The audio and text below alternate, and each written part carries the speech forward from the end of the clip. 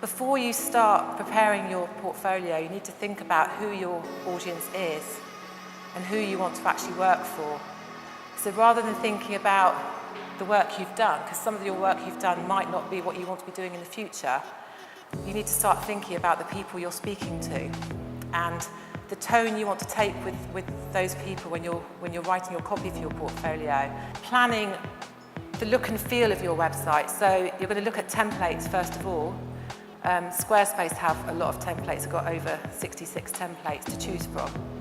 And they're beautiful. Some of them are for yoga teachers, some of them are for graphic designers, for photographers, for doctors, for DIY specialists. It could be, there's so many to choose from.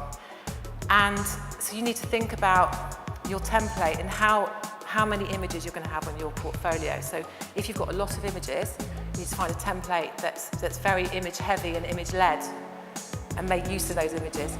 If you're a copywriter, you're going to need something that's more copy heavy on the template, that uses the copy in a beautiful way, that presenting the copy beautifully. You might change the fonts, you might change the colour schemes, but generally the look and feel that you go for needs to match what you specialise in. Sometimes extra code can slow down your website. So I don't know how often any of you have been onto a site and it's been so slow to load and it says loading, loading, loading. And you're waiting for a minute and you're thinking, well, actually it's my lunch break, I haven't got time for this, someone might come up behind me. So you just shut it down and you don't bother. So you've got to think about that when you're thinking about your portfolio. You might want to be clever, you might want it to have some lovely effects, which it can still have, but just test it to make sure that those effects aren't slowing down your whole site and the way it works. A portfolio is something people want to just flip. If it's a printed one, people want to flick through it very quickly, get an idea of what you do very quickly, and they might only have 5 minutes to flick through, but be impressed in those 5 minutes. And that's what you want from your website as well. You need people to be impressed straight away. But when it comes to websites, you do need to have content. You need to tell a little story for each piece of work. If it's not each piece of work individually, then it's each project that you've worked on. You need to make sure that somebody will go onto the site, be impressed straight away by your homepage, straight away, and they'll know exactly where they want to go by just looking at your homepage. Do you want to speak in the third person? Do you want to speak in the first person?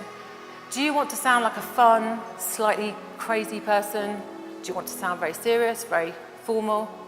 Do you want people to take you seriously, but not too seriously? If you have a headshot, what kind of shot will that be? And I think it's important to have a headshot if you can. It does instill trust. It makes people feel as though they know you. It's not enough to necessarily put an email address in the footer and that's all. Or to have a link in the footer saying, click here to contact, because that could easily be missed. Especially on a mobile, because if you think about the desktop, okay, somebody could see it, but on a mobile, you'd be scrolling and scrolling. If you've got all of your case studies and your projects and people are looking for a way to contact you, they're going through maybe 50 images and they're thinking, well, how do I get in touch with this person? And they're scrolling. So make sure you have a very, very clear contact page. So, because Google can't guess that your picture is X. It won't know that. The only way it will know is if you've labelled the image internally on the website in the back end. So there are ways of making sure that the search engine finds you and they rank you more highly by paying attention to those settings. Squarespace has all of this inbuilt, so you can actually edit each page, the page title, the page description, which is about 155 characters long, to briefly describe the content of your page. And then the images, so every image you place on your website, you should label it. Blogging is probably one of the best ways to improve your SEO and to rank more highly. So the more you blog, Google will rank you higher because you're putting fresh content. If it's every week, every 2 days, some people blog every day, then you're putting fresh content constantly. About 52% of all website traffic comes through mobiles now, which is huge for the world. So it's almost 50-50 now between mobiles and between desktops. Some people don't think about the fact that their desktop version is perfect of their website. They've checked it, it looks amazing, but they don't check the mobile, they don't check the iPad, they don't check Androids. There's so many devices now to look at, and you do need to check them to make sure. And you can preview them on various online, there's free online providers where you could just type in your web address and you can preview all the different iPhone sizes, Androids, tablets, different sized iPads, and you can have a really good look.